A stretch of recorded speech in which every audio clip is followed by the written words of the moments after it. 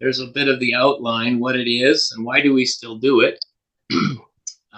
History, different modes and software, how to receive, how to transmit, what frequencies are sort of accepted for a slow scan, and a few tips for success. I also have some links in here to some of the sites that I looked at as well. And there's an actual ton of information out there if you want to really get into this. Some people are, they do this and nothing else, which I find quite disturbing. But anyway, some people are into that really big time. So here's a quick definition. It's a way of sending a picture through amateur radio, a static picture, it's not moving, and uses variable frequency audio to encode a picture and transmit it over the air. So it's not that much different than RTTY or the digital modes in that sense. You're getting an audio signal. You're creating one, modulating your basically single sideband, and then demodulating it on the other end. This is narrowband television in a sense. It's limited to 3 kilohertz because you're on single sideband on HF. Now, when you get off of HF into VHF, UHF, you can increase the bandwidth. One image can take from 8 seconds to over 5 minutes, depending on which mode, and there's a ton of different modes. Why do we do it? Well, it's still kind of fun to see a picture developing on your screen coming out of nowhere. Any questions, comments? Okay, so historically, there's a guy, I just love this name, Copthorne McDonald. Sounds like a confused person. He originally was W4ZII. After that, he moved to PEI in Canada, where he did most of his actual work on slow scan.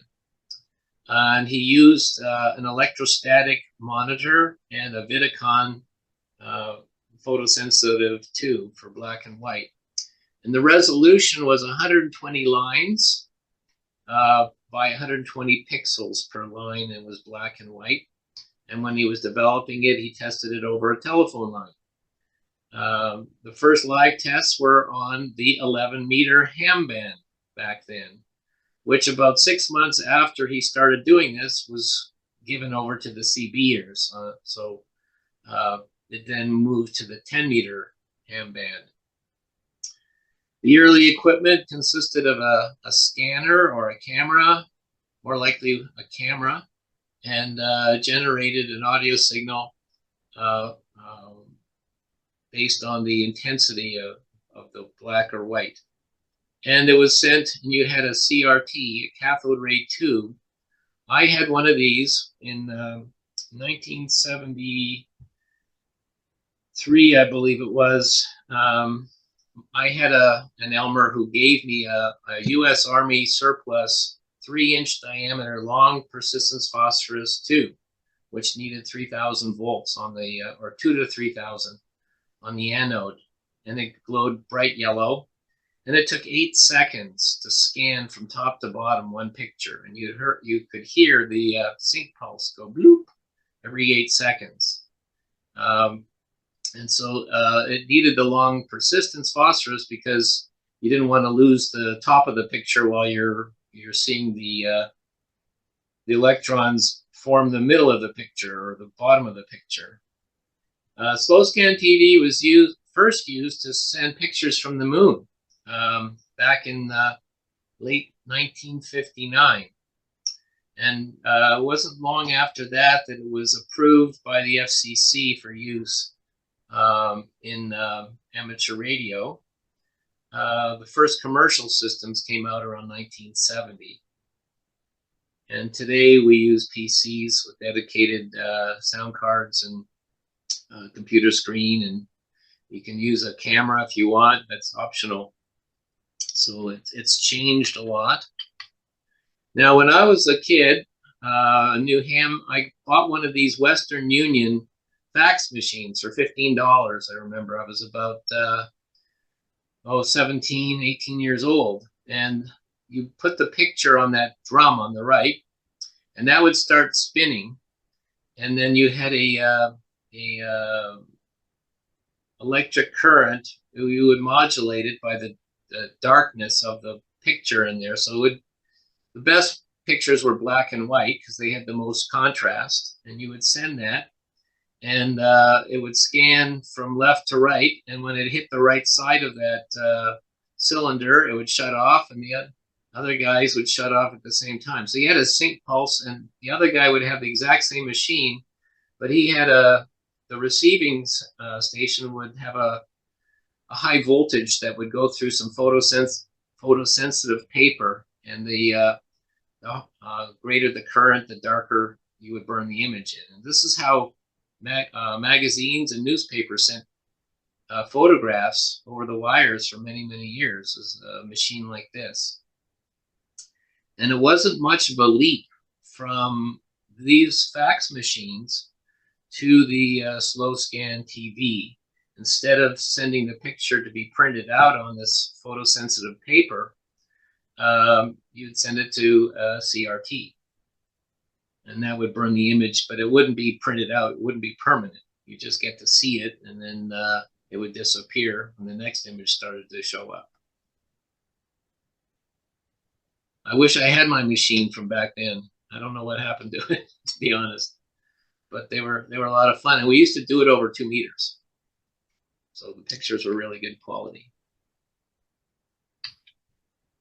Here's the robot SSTV system from Germany, about 1972. So you can see on the left side, it had a camera, and it had a monitor, the CRT, and then it had a scanner. And these things were a fortune back then. I don't remember the actual price. And then it shows you what's interesting here is how it actually was able to send or modulate the carrier. They noticed that one of the big problems over HF was the fading.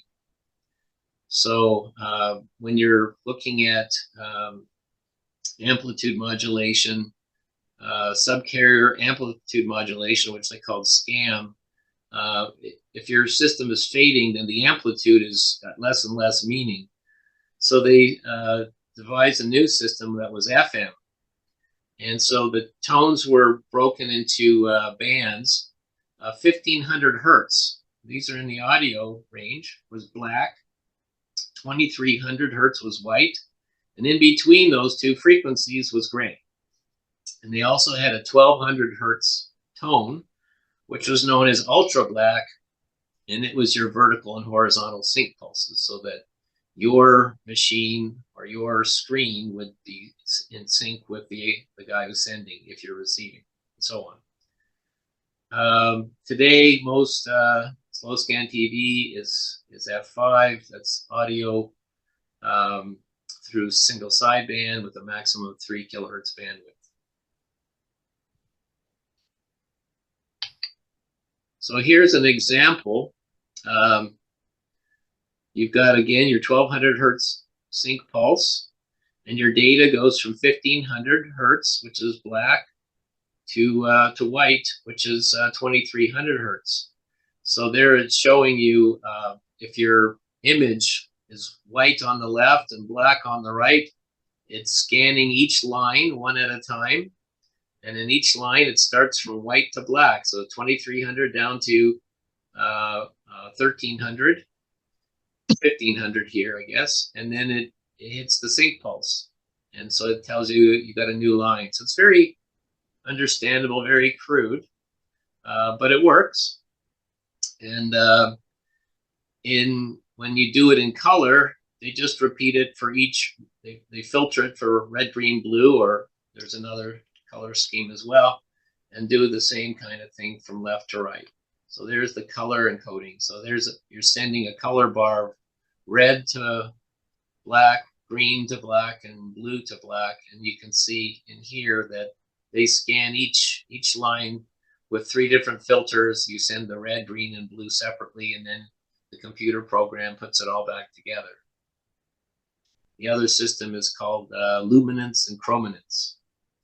And the advantage to that system is that each line does not have to be the full width, or take up the full amount of time as RGB. And you can standardize, you can look at all the different modes. And so what they decided to do after a while, there were so many modes that they sent basically a code up front so that the software that's decoding each picture can decipher which format, which mode or format you're in. So each image starts with a sync pulse followed by what they call a vertical interval signal, or VIS code, that identifies the different modes. And a couple of the most popular ones are called Scotty and Martin. And I didn't go into the reason why they're named such, but I didn't feel I needed to know all that information. But there's a 300 millisecond leader, and then another 300 millisecond leader, and then a 30 millisecond code, and so on. So you hear, if you're listening to a slow scan, you can hear these bleeps at the beginning, and you know your picture is about to start. And that tells your software what mode to start decoding. Any questions here? So, and this just shows the kind of the bytes, which modes, and there's the Martin and the Scotty, and you can see on the right side how these are modulated: 300 milliseconds, 300 milliseconds, and then there's another 300 milliseconds that tells your software everything it needs to know to start decoding, what resolution, and so on. So as far as jump ahead a little bit, the most popular software, mainly because it's free and because it works really well, is called SSTV. Sounds a bit redundant, but there's one that's called MMTTY that a lot of people know for teletype. So I think they stayed with that kind of nomenclature with the MMs. So and in that software, which is the one I'll be talking about, the two most popular forms are Scotty, and there's two versions of that, and Martin, there's two versions of that. And then there's a Scotty DX, which almost no one uses because it takes 5 minutes to send a picture. But you can see the differences are in the transfer times. The Scotty DX, 269 seconds. And the shortest one here is the Martin M2, that is most commonly used, 58 seconds. Remember, when you're sending a picture, your transmitter is on 100% of that time at whatever power you set it at. So this is one of the limitations of slow scan, is you don't want to be burning up your transmitter for 5 minutes unless you feel like it's rock solid and you're not worried about the finals or whatever. But I found that we'll talk about power in a few minutes. So the most common modes, I found this online as well. The Scotty 2 is used about 52% of the time. Scotty 2 going back is the 71 second, and the resolution is 160 by 256. It's the same as the Martin resolution-wise, but it's a little longer. So supposedly it gives you a little bit better picture. I've used mostly the Martin 2 because it's the shortest with the best resolution. It's a trade-off.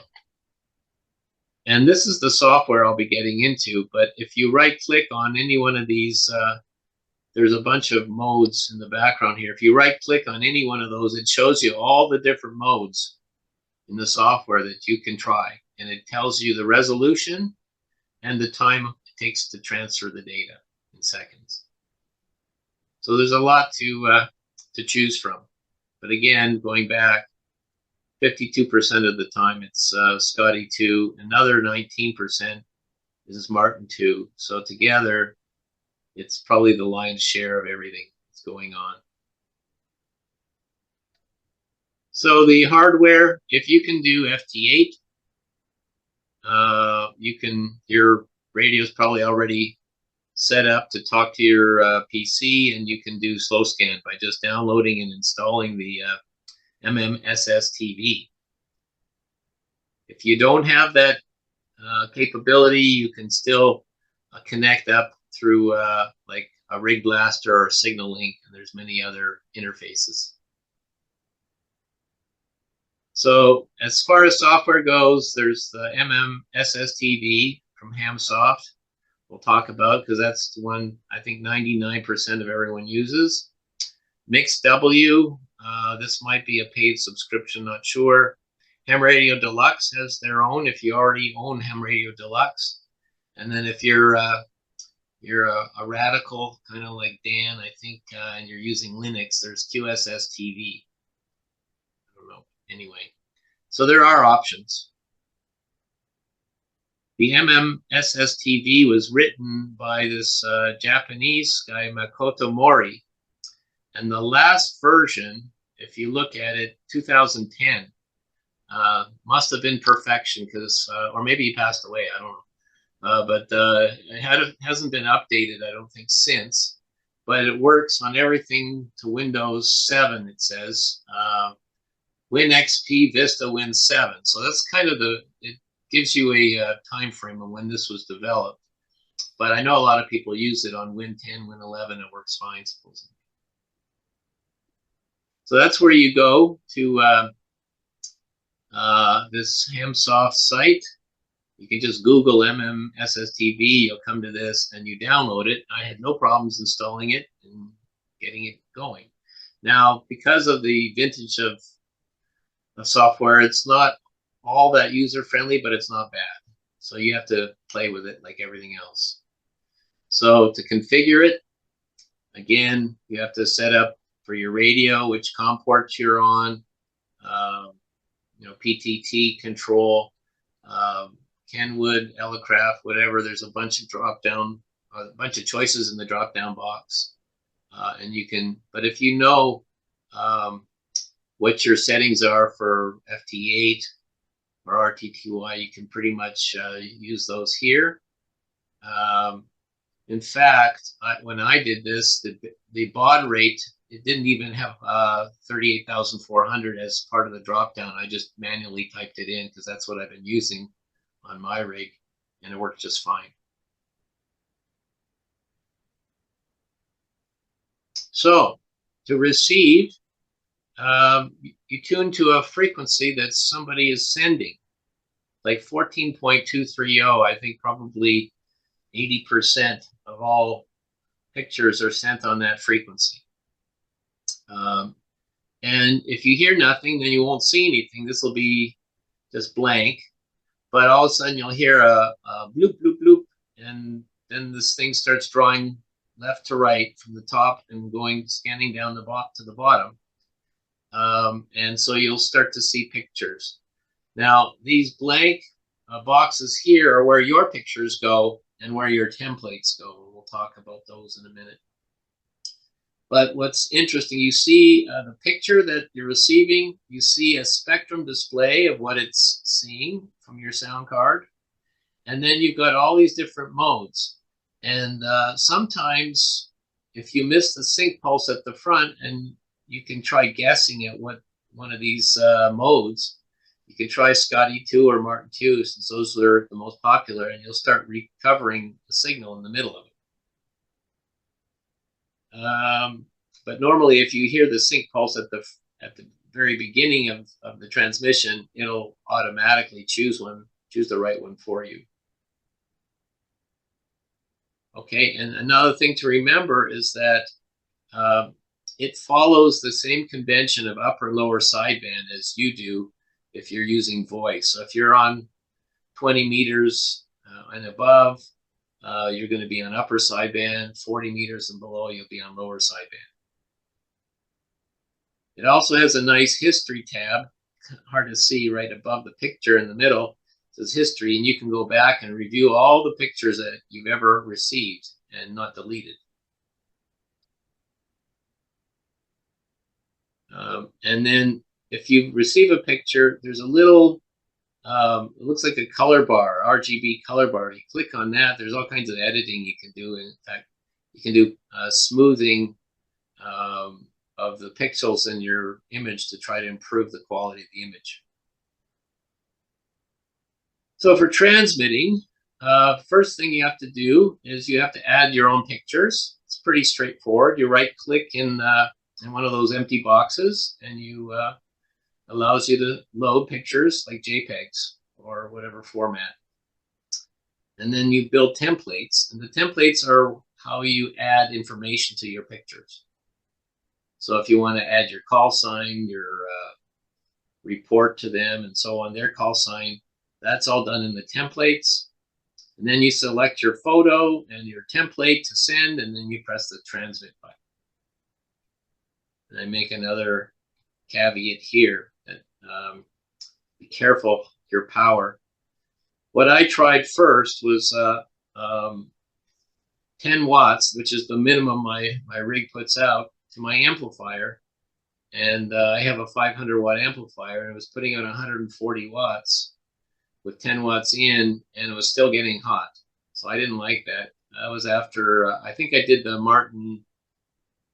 Scotty 2, which was 71 seconds, and it was taking forever. And I have this readout on my amplifier where you can see the temperature, and it starts out at like 24 degrees, and now it's 41, 42, 51, 55, 60, and okay, and I'm halfway done the picture. So it's a little scary. So that's why I went to the Martin 2. Even that for 58 seconds is and I'm not using my amplifier. I use my transceiver, which can do 200 watts. I put it on like 40 watts, and you hear the internal fan come on or whatever, and it seems to be okay at that. So going back through these steps, if you right click in a box, and then it says on here, load from file, and you load your image, whatever. So the s.pics show your pictures. So those are the ones that you've uploaded, and you've got 17 pages where you've got 3 by 6, so 18 boxes per page times 17 pages, which is 306 pictures you can preload. That's a lot of choice if you want to look for your own. And then the templates, the same thing. They've got 18 times 17, 306 possible templates. And those we'll talk about as far as the information. So in here on the right-hand side, under your spectrum, you can put in the guy's call sign that you're working, a report, and that's usually like 595. This example was from a contest. Believe it or not, there's slow scan TV contests, and they typically run for a month because it's so slow. So it's not like a weekend contest, and so on. And so you can put the guy's name and QTH or whatever in there, and those fields can be posted as part of your template over top of the picture. And then once you when you create a template, you hit the T for text, and you just draw a box, start typing your text in there in the box, and then you have all kinds of options for modifying that. So it's pretty straightforward. So this is one of the canned templates. There's I think it comes with 4 or 5 defaults. You can do it. This is a picture that I uploaded that I took in the ravine a few years ago near my house. And so I uploaded this picture. I selected my template. These are other pictures that I loaded. There is the one. You just double click and it shows up in the window. I chose Scotty 2, and I said, and then I hit the TX button here to bring up the TX menu, and the little red TX, if you press it once, you're transmitting. Press it again, you stop transmitting. And then once you stop transmitting, you have to hit the RX button to see if somebody's sending back to you. So this is sort of the flow. You select your image, you select your template, and call CQ if nobody's on the frequency. You wait for a reply. So this guy in Quebec answered me. He heard my signal. He typed in B6TL 575. Now, we're familiar with 599 from CW. This could be, the best quality would be 595, the last number being quality, and it's on a scale of 1 to 5. So this is a 575. I wasn't that strong. I was only transmitting 40 watts. But this is on 14.23, and he sent me VE2JCW. So I filled out that box on the right, and I selected a different picture, and I put his call sign in there. I gave him a 595 because it was a very beautiful picture that came out. And I also, this template captures his picture and puts it as an inset on my picture and my call sign on there. And then, so I sent that as the second picture, and I waited for his reply, and then he captured my picture, put it in his, and then again, this time 595, and he had his Quebec flag, fleur-de-lis, and the Alberta flag on the bottom. So that was a full from CQ to confirmed, and it took probably close to 10 minutes. Questions?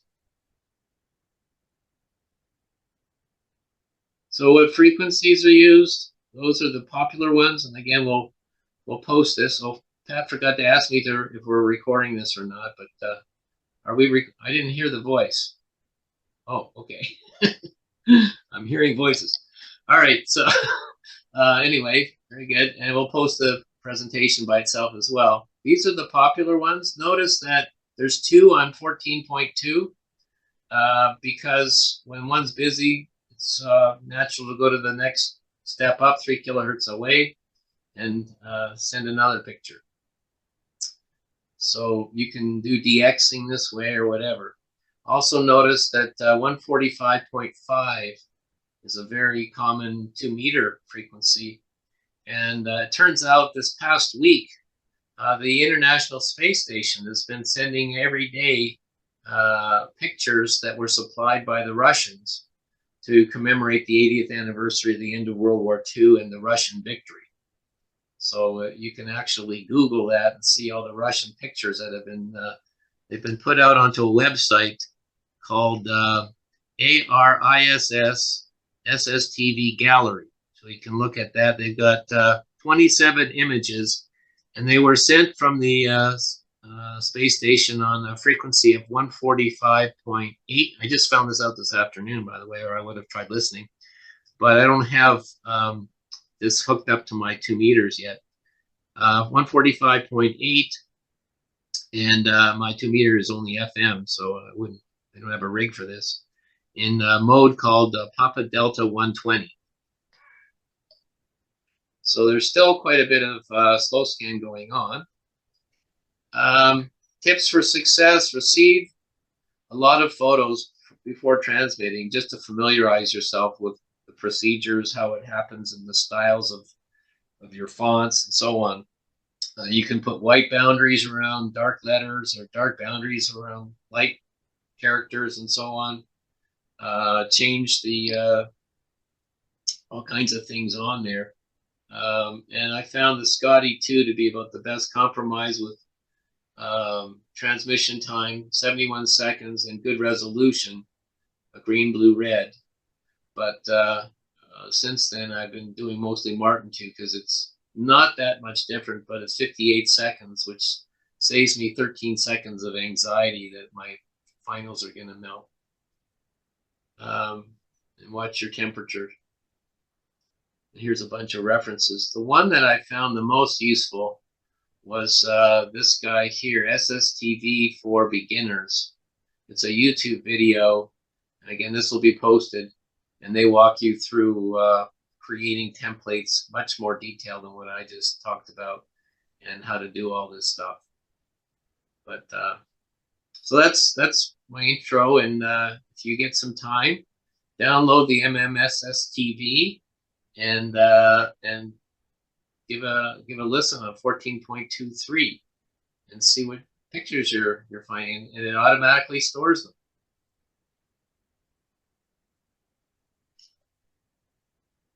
Okay, any questions? Not all at once.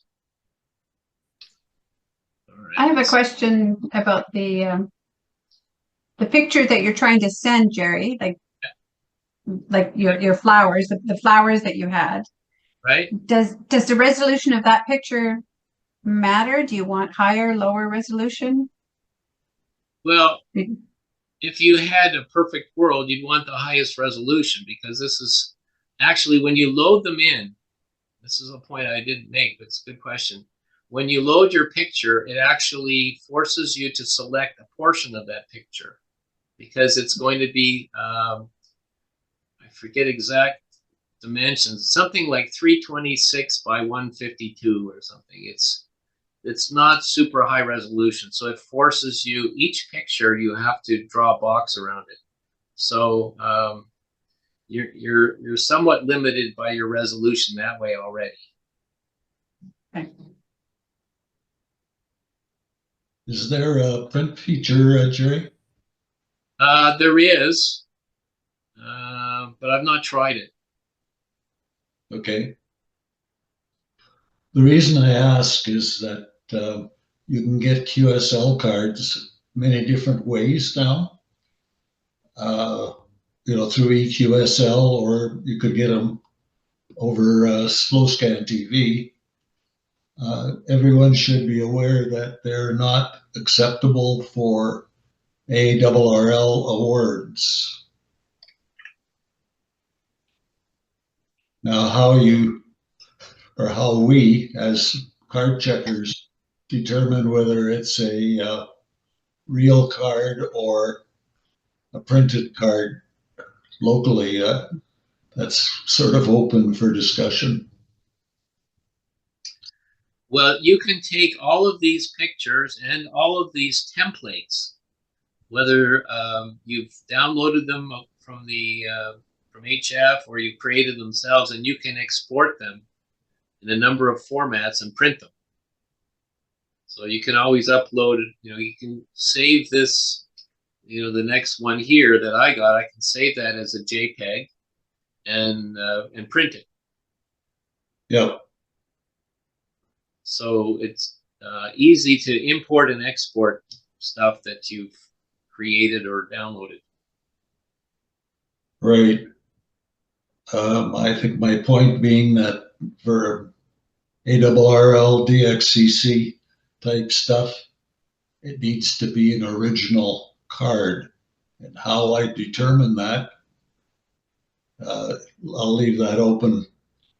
It's impossible, of course.